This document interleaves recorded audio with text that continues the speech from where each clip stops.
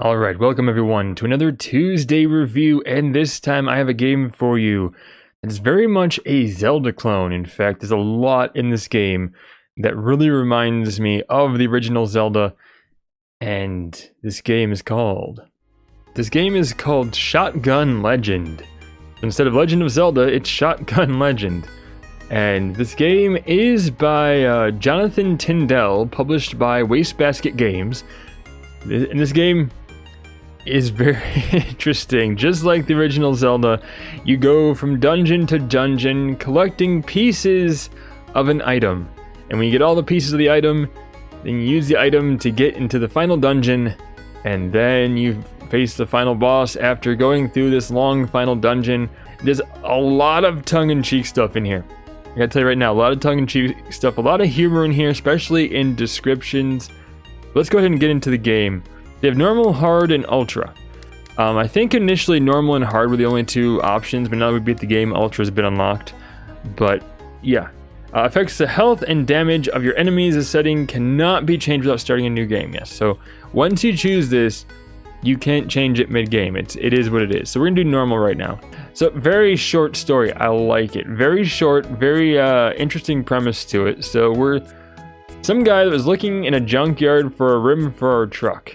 The rim turned out to be something that teleported us here. And it's like, oh, okay. And we have a shotgun. Bam. Oops. Boom. A doppelganger. Now the doppelganger is important because it allows a second player to join in on this adventure. And that's a cool feature. This is like Zelda with two people. Two-player Zelda. And I do say that's a good feature because this game can get hard. This game can get very challenging. But again, very Zelda-like format. Except for this, instead of a sword, we have a shotgun.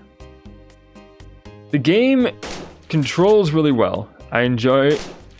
It has a decent challenge to it. You don't feel like, oh my god, this is like way too hard. But at the same time, you don't feel like it's way too easy either. It definitely has a good challenge to it. It's going to make you really work for getting that ending. So it has some of that retro difficulty. Not a crazy amount. It's not unapproachable. You do have this card system too. And I did collect all the cards. I did manage to get all the cards, which I was surprised at. I didn't think I would, but we managed to, so that was pretty cool. So you go in here, and the cards work as like your bestiary. There's 40 all to collect. Whenever you face a unique one-time enemy, it will drop a card. There's no question about it. Uncommon enemies you'll encounter more than once. You have to kind of farm them, keep defeating them, and hopefully, eventually they do drop a card. But it doesn't take too long. I mean, you play through this game, you explore, you work on fighting all enemies, you'll get cards from everyone eventually. But this is awesome. This is really cool. So you have a, active inventory, which is all stuff you can choose from. That's going to be your X button. A button's your standard shotgun. You do have passive inventory that will have like a passive effect. So that's kind of cool. That's kind of neat. But yeah, basically go around shooting. They'll drop like money occasionally, which is nice. Standard hearts for life. And then you pick up hearts for health. So, pretty standard fare here. If you've played Zelda, you know what to expect in this game. But again, the humor in here is also quite good. Bam.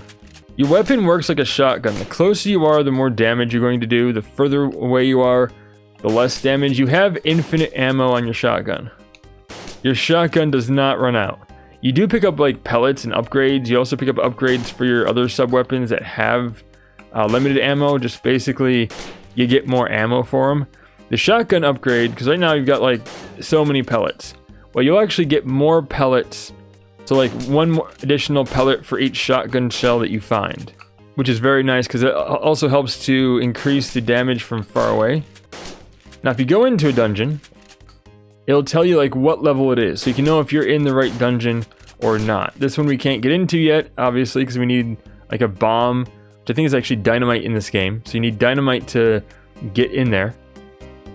So standard Zelda tropes, right? You do have like a crossbow, which is like your bow and arrow type weapon. You have a dynamite, which is your bomb-like weapon. A few other unique weapons that kind of help. There's a specific weapon for killing ghosts. So ghosts you can't kill with your sword. You need to kill them with a specific weapon. In this game, you get like very minimal story right away. It will reveal more of the story to you as you explore. It will actually let you know, okay, what's going on, what the whole reason you're here, why this stuff's happening. There's the back card. And then you pick up stuff and hold in the air. Be careful about that. Be careful about that holding up in the air, because there are some places that if you're holding it up in the air, enemies will still attack you. So now we know where on the map we are. With the compass, we can tell where on this blank map that we are. It's very much like reminiscent of the first Zelda, is that you have this sort of like blank map. It just kind of shows you where you are on the screen.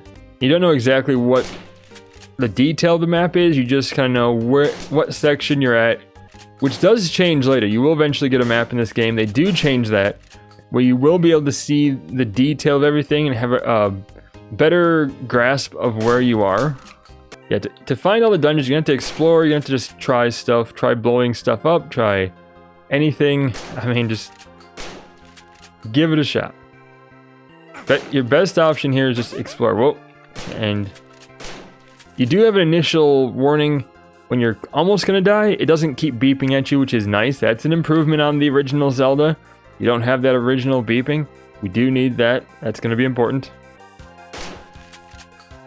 Oh yeah, these enemies will drop this occasionally, which will be like, oh, I can screen clear.